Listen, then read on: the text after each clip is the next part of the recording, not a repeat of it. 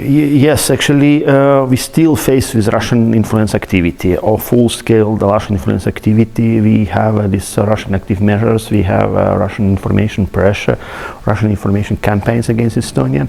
We have how Russian try to falsify history or abuse history, manipulation history facts, because we have this common Russian imperial legacy and the Soviet legacy, which is also imperial, when Estonia was under Soviet occupation since 1940, and then since 1944 until 1991.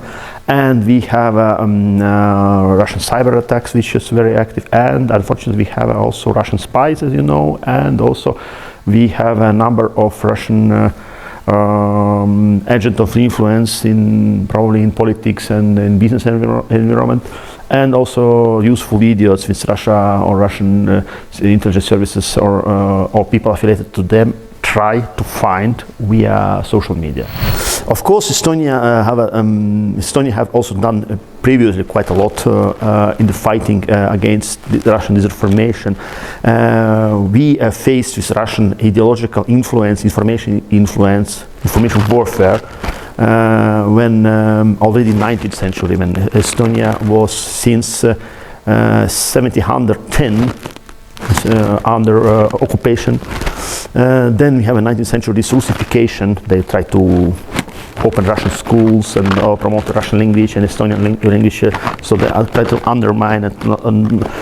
Then in Estonia became independent in 1918. We have this independence war, the Soviet Russia. There was many action, and of course when Estonia became independent again, 1991, Russia already 1991 started with this slowly with these things.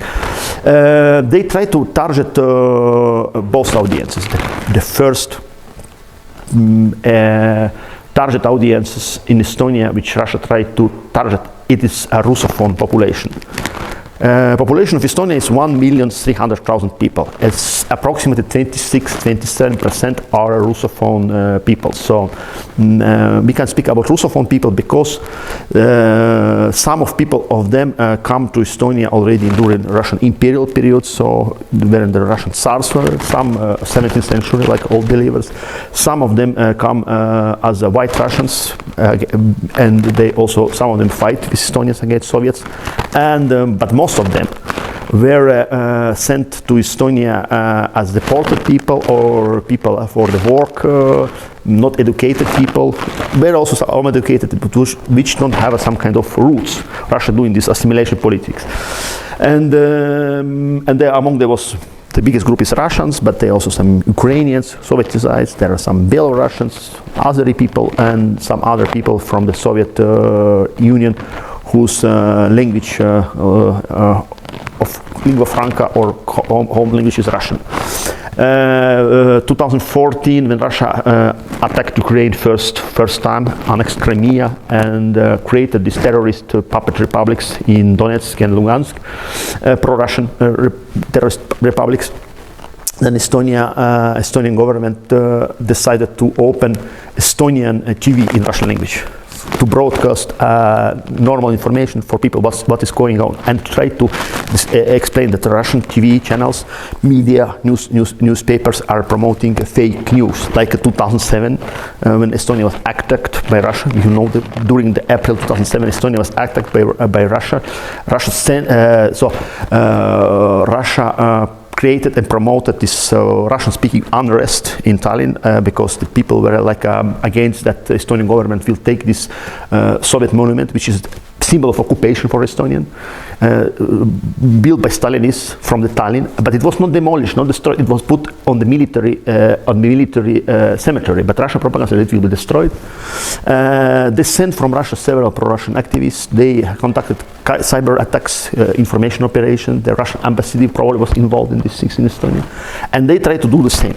And now, if you speak about Russian disinformation, the Russia is used mostly the same topics that she ever used against Estonia last 20 years. Same topics are probably older, even from the first Estonian Republic, from the 20s and 30s, so from the 20th century. That Estonian people are fascist, Estonians are Russophobic. Estonian government, Estonian people hate Russian. They forbid Russian language. We still have, after 30 years, Russian schools. And when the Russia started this war, 2022, there was quite a big number of Russian propaganda narratives against Ukrainian refugees. And several pro-Russian trolls and or brainwashed people also via social media promoted these things that Ukrainian refugees are not nice. So they come to Estonia, they take their prostitutes, they have a big number of big number of criminals, or Estonian government support only Ukrainian refugees, give like a 900 to 1,000 euros and cheapest or flats for free, and they own Russian. People who live in Estonia are not supported by government. I don't know, this kind of lies, this kind of manipulation with facts or truths, half-truths, with half-truths and lies, Russia and pro-Russian forces promoting. Also, why you support the Ukraine? Because Ukraine will lose the war. Ukraine is losing the war. You don't need support the money. The money you need for own military defense, or better to invent your healthcare, social system, on education, because Estonian aid is so small. Yeah, okay, maybe you give it like a millions for Estonia, it's a big number, but it's nothing for Ukraine. Or Ukraine will corrupt it, they definitely will be steal this money, and this kind of things. And also they try to create a tension between Estonian people, that some Estonian people became more frustrated about the government, and also between Estonian and Russians who live in Estonia. And these things what Russia is doing permanently, they're using spies, they're using fake news, and of course one of the tools of influence of Russia is social media, especially in the youngsters. TikTok, Telegram, which is quite popular among the Russophone people.